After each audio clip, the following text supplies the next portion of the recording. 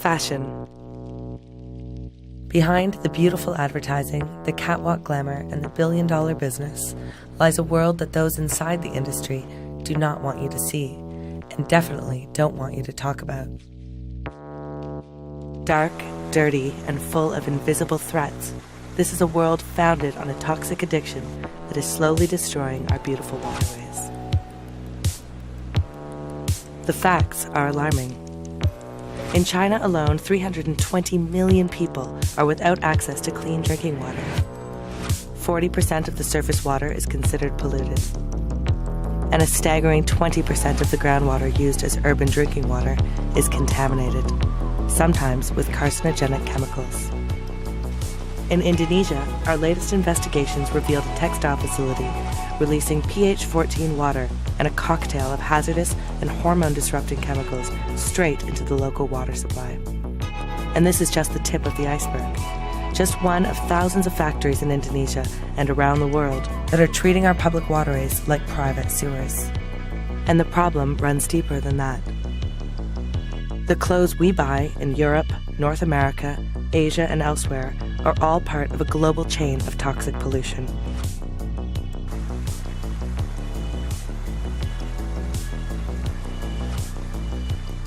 Two-thirds of clothing items tested by Greenpeace contain hazardous chemicals.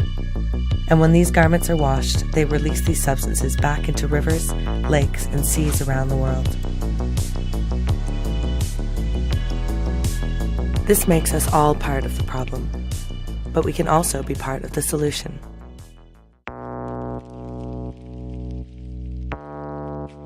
Around the world, activists, fashionistas, designers, bloggers, and models are joining together as part of the global detox campaign, united behind a common belief that beautiful fashion shouldn't cost the earth. Over 500,000 people have taken action challenging big brands including Zara, Levi's, and Victoria's Secret to take responsibility for their toxic footprint and eliminate all hazardous chemicals from their supply chains and products. And these major corporations are listening. From luxury houses like Valentino to fast fashion retailers including H&M, big brands are paying attention to the global call for toxic-free fashion. These brands are now beginning to substitute out the worst chemicals. They are also working with their suppliers and the chemical industry to develop solutions, creating a growing marketplace for non-hazardous alternatives. For too long, reckless industrial pollution has occurred in the shadows. By shining a light on the situation, we can accelerate the changes that are taking place. Polluting in the dark is unethical. Polluting in the full glare of the media spotlight is a PR disaster. There is still a long way to go, but our successes so far prove that when we join together, change is possible. Our message is clear. Those brands and suppliers that are transparent about their progress and that take credible and authentic action have an opportunity to win people's trust and loyalty. Those that choose to bury their heads in the sand or try to greenwash their way out of the situation face a more uncertain future.